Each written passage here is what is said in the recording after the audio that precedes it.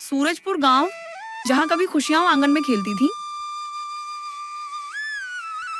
आज वही घर खामोशी से भरा हुआ था।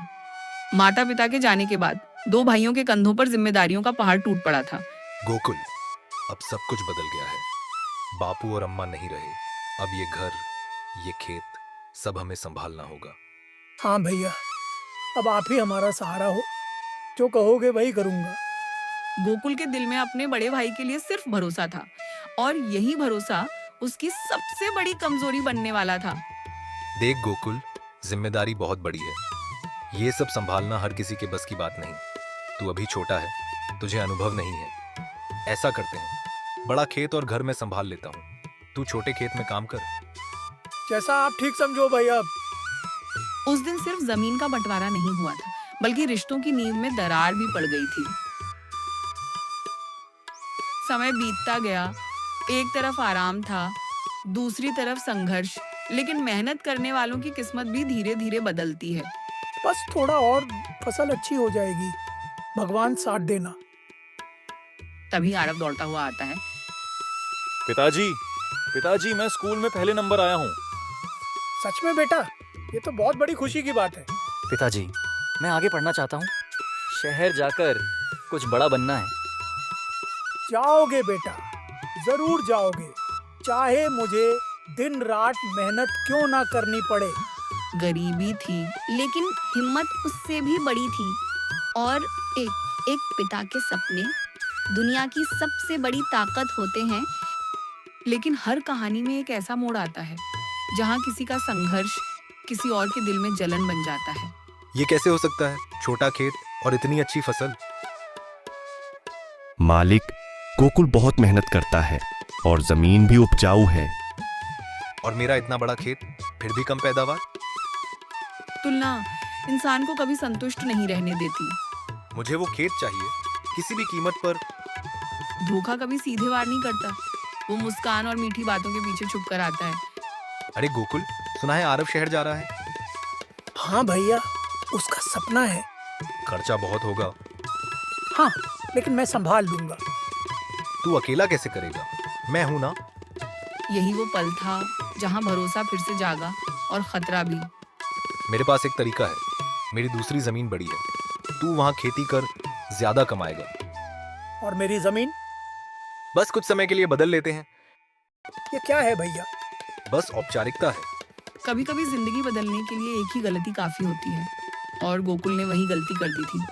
सुबह की पहली किरण जो हर दिन उम्मीद लेकर आती थी, आज गोकुल के लिए विनाश का संदेश लेकर आई थी।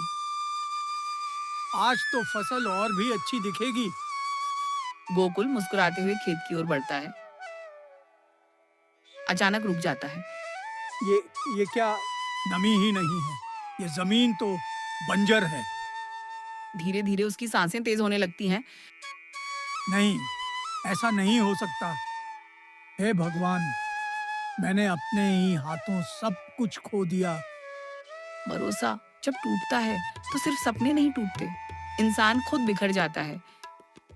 भैया, मेरी जमीन वापस कर दो, मैं बर्बाद हो गया। कौन सी जमीन? भैया, आपने धोखा दिया, वो जमीन बंजर है। कागज देखे हैं तूने? सब मेरे नाम है। भैया, हम एक ही खून के हैं। जिस रिश्ते को गोकुल ने भगवान माना, उसी ने उसे सबसे बड़ा जख्म दिया। अब मैं आरव को क्या जवाब दूंगा?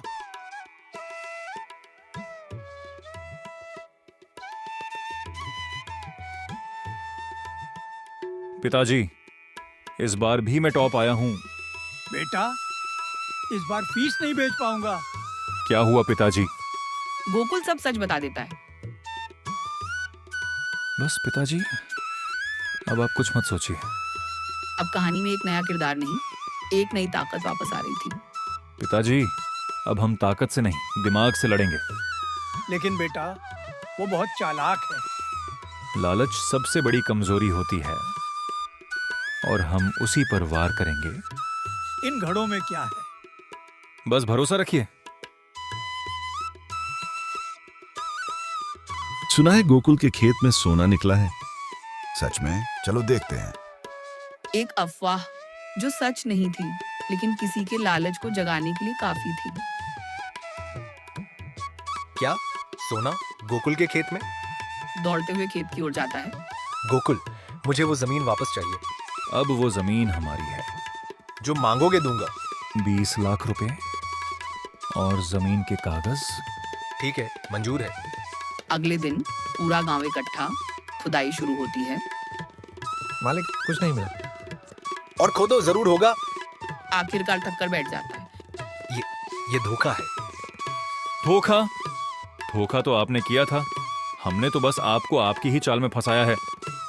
आज पहली बार धनराज को अपनी ही चाल का दर्द महसूस हुआ था। बेटा, आज तूने मुझे फिर से खड़ा कर दिया। पिताजी, मेहनत और सच्चाई कभी हारती नहीं। इस कहानी में खेत बदले, हालात बदले, लेकिन एक चीज हमेशा सच रही।